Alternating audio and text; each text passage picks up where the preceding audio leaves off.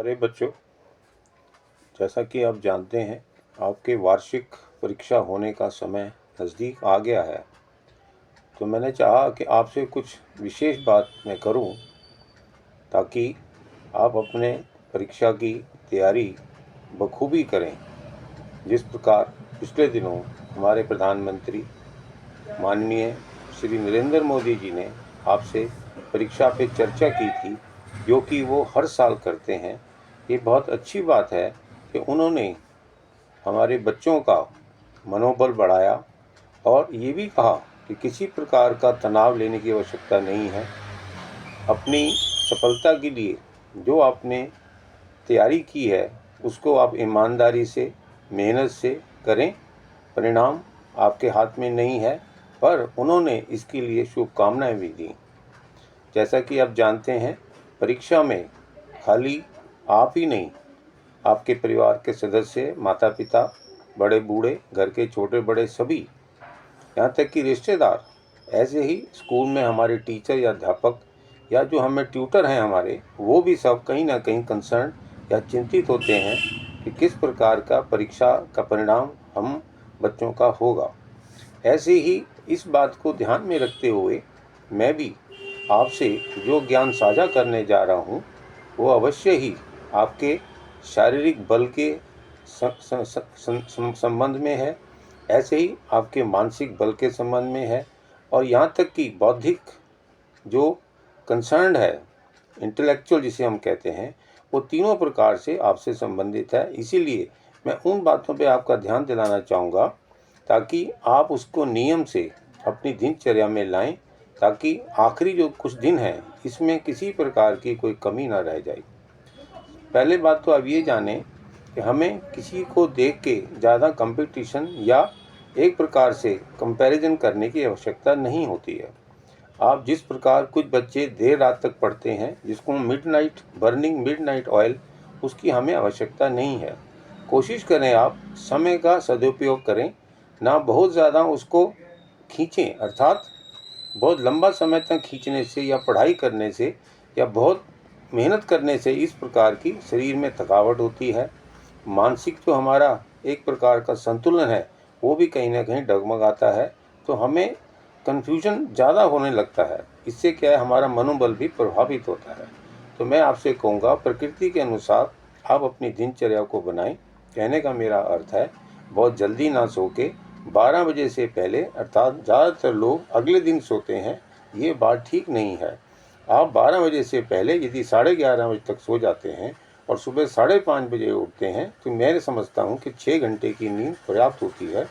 क्योंकि कुछ ही दिन हैं, आपको हर प्रकार से एक प्रकार से फोकस होने की ज़रूरत है। अब रही बात है कि हम इस बाकी शेष समय में क्या करें। कुछ बातें मैं आपको सामान्य सी बता रहा हूँ, इसको आप नियम समझें या सावधानियाँ समझें, या मेरे जो अनुभव से जो बातें बच्चों के लिए ज़रूरी हैं, वो मैं आपसे कहना चाहूँगा। कोई भी बच्चा इस समय में ना तो बीमार होना चाहता है, ना किसी प्रकार का उसको जुकाम खांसी हो, पेट दर्द हो, पेट खराब हो इत्यादि। इसके अलावा वो नहीं चाहेगा मुझे किसी प्रकार का बुखार हो, अर्थात उसकी इम्यूनिटी सही रहे, तो वो अपने नियम से उस पढ़ाई को आखिरी दिनों में ठीक से कर पाए। इसके लिए मैं कहूँगा, कुछ बातें ऐसी हैं जिन पे आपको ध्यान देने की आवश्यकता है। ये 5 चिंताएं, जैसे नंबर 1 चाय है, चावल है, चीनी है, या चाउमीन जो मैदे से बने हुए फास्ट फूड हैं इत्यादि, ऐसे ही चिंता, इन सबको आप एक प्रकार से कम लेंगे। तो आप याद रखिए, ये 5 च बहुत मुख्य हैं, जो कि आपकी जो प्रतिदिन की व्यवस्था है पढ़ाई के दौरान में, वो आपको खराब ना करे, प्रभावित ना हो। इसके अलावा मैं आपसे कहूँगा, आप 5 बार कुछ ऐसे लिक्विड्स हैं जो आप उसको ले सकते हैं। सबसे पहले आप ये देखिए कि आपको दिन भर में पानी कितना पीना है। पानी आप याद रखिए, 1 से 1.5 लीटर पानी पीते आप कोशिश करें। इसको आप उबाल के रख लें, ताकि हाइजीनिक होगा और किसी भी प्रकार के इन्फेक्शन, चाहे वायरल हो या बैक्टीरियल हो, उससे दूर होगा। जब ये स्वच्छ पानी पीने को मिलेगा, तो ना तो हमारे पेट में गैस होगी, ना हमें कब्ज़ की शिकायत होगी, और ना ही हमें किसी प्रकार के उल्टी या दस्त होंगे। और हमारा जो हमेशा पानी पीने से हमेशा याद रखें, आलस जो है दूर जाता है। तो पानी हमारा प्लाज्मा एक्सपेंडर है, इसको पानी को पीने से भरपूर शरीर के अंदर हाइड्रेशन रहेगा।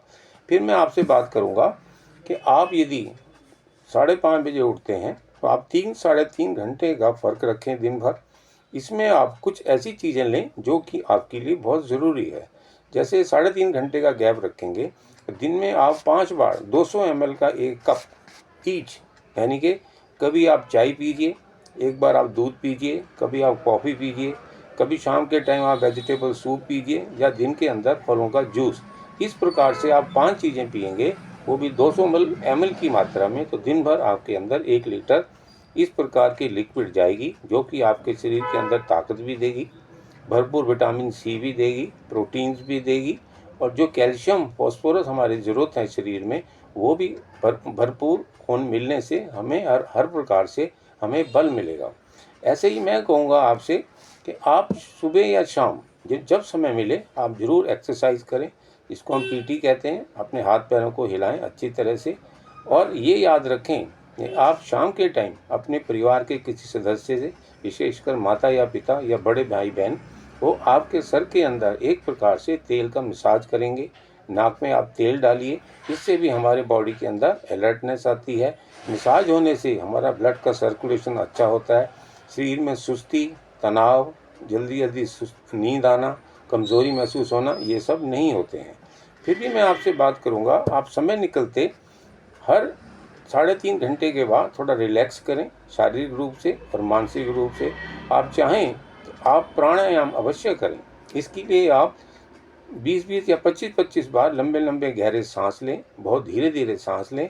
इस प्रकार आप जानेंगे, यदि आप 3.5 घंटे का गैप रखने पे खाएंगे भी और प्राणायाम भी करेंगे, कुछ ऐसी एक्टिविटीज़ करेंगे, तो आप जानेंगे आपकी एकाग्रता में कमी ना होगी, बल्कि उसमें बल मिलता है। जब आपकी एकाग्रता फोकस अच्छी होगी, आपको नींद अच्छी आएगी, आपका पेट साफ रहेगा, आपको हर प्रकार से सीजनल फ्रूट, जैसे मैंने आपको बताया, उसकी चाट बना के भी खा सकते हैं, या जूस जो है आप उसको खाएं, तो आप देखेंगे विटामिन सी युक्त जो फल हैं, चाहे सीजनल फल हैं, अमरूद है, अनार है, केला है, सेब है, संतरा है, इन सब चीज़ों का अवश्य प्रयोग करें। इसके साथ साथ आपको मैं कहूँगा, जब आपका मन करे तो चीनी से बनी हुई चीज़ें ना खाकर आप गुड़ का सेवन अवश्य कर सकते हैं। चाहे तो आप तिल की जो चीज़ें हैं गुड़ से बनी हुई विशेषकर, उनका उपयोग करें। तिल और गुड़ के खाने से हमारी हड्डियों को मजबूती मिलती है, हमारे को आँखों की दृष्टि जो प्रभाव पड़ता है आँखों पे, वो भी कम होगा, हमारी हड्डियों को मजबूत रहेंगी, हम ठीक से बैठ भी सकते हैं लंबे समय तक, और हमारा पेट भी साफ रहेगा। आप समझिए, इसके अलावा आप यदि शहद का प्रयोग 1-1 चम्मच दिन में 3 बार करते हैं, तो आप देखेंगे आँखों के अंदर आपको लाभ मिलेगा, क्योंकि ये शहद जो है इतना बढ़िया एंटीऑक्सीडेंट है, शुगर इसमें कम होती है, और ये धीरे धीरे हमारे सारे शरीर में फैलती है। यहाँ तक कि जो शहद है ये ब्लड ब्रेन बैरियर है, अर्थात हमारे दिमाग के कोने में भी हर एक हिस्से में पहुँचने वाला ऐसा लिक्विड है। टेस्टी भी है, खांसी जुकाम से भी आप बच पाएंगे, और आपके शरीर में जब पूरे में जो शहद है वो जाएगा, तो आप देखेंगे इसका एंटीऑक्सीडेंट या सफाई का प्रभाव भी हमारे शरीर में पड़ता है। यहाँ तक कि भीतरी नहीं, अंदर से अंदर एक्सट्रीम जिसको हम बोलते हैं, जो लास्ट हमारा सेल है बॉडी का, चाहे दिमाग का हो, पेट का हो, सारे शरीर का हो, वहाँ तक जाने से हमें बल मिलता है। तो मैं ये कहूँगा, आप प्राणायाम करेंगे, थोड़ा डीप ब्रीदिंग करेंगे, इससे आपको आपकी एकाग्रता में लाभ मिलेगा। तो मैं सब इन चीज़ों से आपका ध्यान दिलाना चाहता हूँ कि आप कोशिश करें, यदि आप चाहें तो एक ब्राह्मी वट्टी और एक शाम को अश्वगंधा की वट्टी ज़रूर खाएं। मिठाई के रूप में आप खाना चाहें, चीनी की कोई चीज़ ना खा के केवल आप मुरब्बा भी ले सकते हैं, चाहे आप सादी आंवला भी ले सकते हैं, इसका भी आप सेवन कर सकते हैं। या पेठा जो है बहुत बढ़िया चीज़ है, इससे एसिडिटी भी नहीं होती, स्वाद भी लगता है, पेट भी साफ रहता है, और हमारे को शारीरिक और मानसिक लाभ दोनों मिलते हैं। तो आप ये सब चीज़ें करने से आपकी दिनचर्या में एक प्रकार से नयापन आएगा और आपको बल मिलेगा। मैं चाहता हूँ आपका शारीरिक, आपको किसी प्रकार की थकावट, कमज़ोरी ना हो। आपको जो तनाव रहता है, मानसिक तनाव जो थका देता है हमारे दिमाग को, वो भी नहीं होगा। ऐसे ही जो आपकी याददाश्त है उसमें भी सुधार होगा, आप भूलेंगे नहीं, अधिक से अधिक चीज़ें आप करेंगे, तो आपके अंदर जो आपका उद्देश्य है, मैं समझता हूँ उससे आपको अवश्य ही लाभ मिलने वाला है। तो मैं आशा करता हूँ कि आप सब ये रूटीन जितना अधिक से अधिक कर पाएँ, आपको लाभ मिलेगा, ताकि आप निश्चिंत होके, तनाव रहित होके इसकी तैयारी करें, अपने समय का सदुपयोग करें। मैं आशा करता हूँ कि आप अपने सफलता में, अपनी मेहनत में अवश्य ही कामयाब होंगे। धन्यवाद। Thank you very much. All the very best.